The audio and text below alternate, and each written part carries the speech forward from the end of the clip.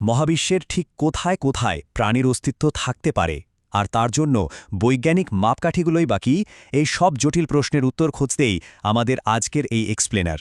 চলুন একদম শুরু থেকেই শুরু করা যাক। তো আমাদের আজকের পুরো জার্নিটাকে আমরা বেশ কয়েকটা ভাগে ভাগ করেছি।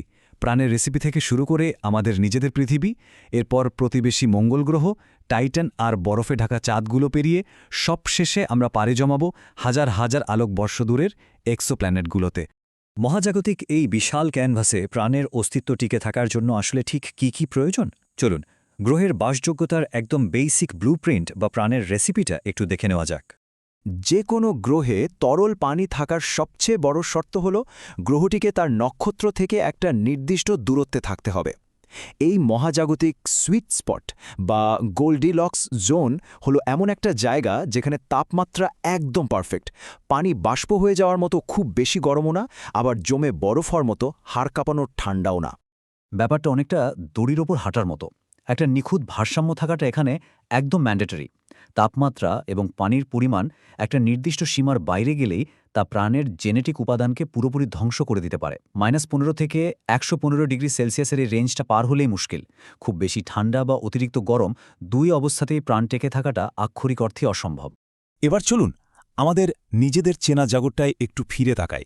এই মহাজাগতিক রেসিপিতে আমাদের পৃথিবী কিভাবে একটা নিখুঁত বেসলাইন তৈরি করেছে সেটাই এখন দেখার বিষয়।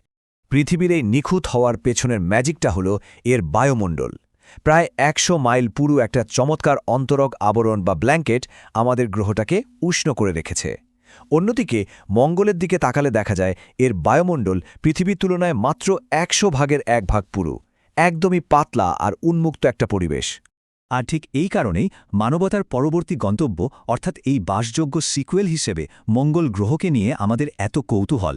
চলুন মঙ্গলের মাটিতে একটু ঢু মারা যাক।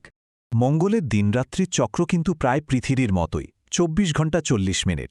কিন্তু সেখানে মানব বসতি গড়ার ক্ষেত্রে সবচেয়ে বড় বাধাটা শুধু রেডিয়েশন বা তেজস্ক্রিয়তা নয়, আসল ভিলেন হল মঙ্গলের মাটি। গবেষণায় দেখা যায় এর মাটিতে ওজনের দিক থেকে প্রায় 1% বিষাক্ত পারক্লোরেট রয়েছে, যা মানুষের জন্য মারাত্মক ক্ষতিকর। কিন্তু ওই যে কথায় আছে না, মেঘের আড়ালেই সূর্য হাসে। বিজ্ঞানীরা ভাবছেন যে বিষাক্ত উপাদানটির কারণে মঙ্গলের মাটি এতটা বিপজ্জনক, সেটাকেই দারুণ একটা কাজে লাগানো যেতে পারে। আধুনিক প্রযুক্তির সাহায্যে এই পারক্লোরেটগুলোকে আলাদা করে হাই পারফরম্যান্স রকেট জ্বালানি হিসেবে ব্যবহার করার এক দুর্দান্ত সম্ভাবনা কিন্তু থেকেই যাচ্ছে। মঙ্গলের সীমানা পেরিয়ে চলুন এবার আমরা সৌরজগতের আরও গভীরে প্রবেশ করি। বৃহস্পতি আর শনির চারপাশের বিশাল বরফে ঢাকা চাঁদগুলোতে হাইড্রোকার্বন আর ভূগর্ভস্থ মহাসাগরের নিচে লুকিয়ে থাকতে পারে প্রাণের সম্পূর্ণ নতুন কোনো নিয়ম। পুরো সৌরজগৎটাকে যদি আমরা একটা মুভি ট্রিলজি হিসাবে কল্পনা করি, তাহলে টাইটান হল সেই প্রিক্ভেল। কারণ এখানে প্রাণের উৎপত্তির আগের সেই তরল মিথেন সমৃদ্ধ আদিম পরিবেশটা আমরা দেখতে পাই। পৃথিবী হল আমাদের বর্তমান, আর মঙ্গল গ্রহ হল সেই রুক্ষ নিষ্প্রাণ সিকুয়েল। দারুণ একটা তুলনা, তাই না? এবার শনির উপগ্রহ এনসেলাডাসের কথা ধরা যাক। এর ভূপৃষ্ঠের গড় তাপমাত্রা -200 ডিগ্রি সেলসিয়াস, মানে আক্ষরিক অর্থেই হাড় হিম করা ঠান্ডা।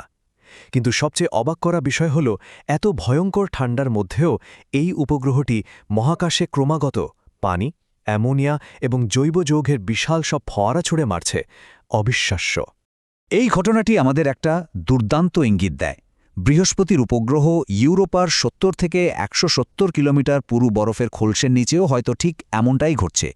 পৃথিবীর গভীর সমুদ্রের তলদেশে যেমন হাইড্রোথার্মাল ভেন্ট বা ফাটল থেকে বেরোয়া তাপের সাহায্যে অণুজীবরা বেঁচে থাকে, ঠিক তেমনি ইউরোপার বুকও এই ভেন্টগুলো কোনো অজানা ভিনগ্রহী বাস্তুতন্ত্রের শক্তির যোগান দিতে পারে। সৌরজগতের সীমানা তো অনেক হলো, এবার চলুন মহাবিশ্বের আরও গভীরে চোখ রাখি। আমাদের নিজেদের নক্ষত্রমণ্ডলীর বাইরে অন্য কোনো নক্ষত্রের গোল্ডিলক্স জোনে লুকিয়ে থাকা পাথুরে এক্সোপ্ল্যানেটগুলোই এখন আমাদের মূল টার্গেট। আনন্দের বিষয় হল মহাকাশ বিজ্ঞানীরা বসে নেই। তারা ইতিমধ্যেই 39 আলোকবর্ষ দূরের অতি শীতল বামন নক্ষত্র ট্রাপিস্ট-1 সিস্টেমের গোল্ডিলক্স জোনে সুনির্দিষ্ট কিছু পাথুরে গ্রহ ম্যাপ করে ফেলেছেন। এর মধ্যে ট্রাপিস্ট-1 ই, এফ এবং জি এর মতো গ্রহগুলো প্রাণের জন্য অনুকূল হতে পারে। এমনকি এগুলোতে তরল পানি থাকার প্রবল সম্ভাবনাও রয়েছে। আর কেপলার 452b এর কথা তো আলাদাভাবে বলতেই হয়। পৃথিবীর কাজিন হিসেবে পরিচিত এই গ্রহটির অবস্থান আমাদের থেকে ১৪০০ আলোকবর্ষ দূরে। পৃথিবীর প্রায় সমান বয়স আর আকারের কারণে এই এক্সোপ্ল্যানেটটি পরিসংখ্যানগতভাবে আমাদের দ্বিতীয় বাড়ি হওয়ার দৌড়ে বেশ শক্ত অবস্থানে রয়েছে বলা যায়।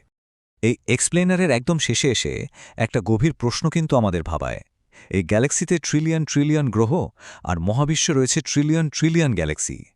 অকল্পনীয় বিশাল এই মহাবিশ্বে আমরা কি আসলেই অবিশ্বাস্য রকম বিরল কোনো ব্যতিক্রম, নাকি অন্ধকার এই অসীম শূন্যতার কোথাও ঠিক আমাদের মতোই কেউ শুধু আবিষ্কৃত হওয়ার অপেক্ষায় প্রহর গুনছে?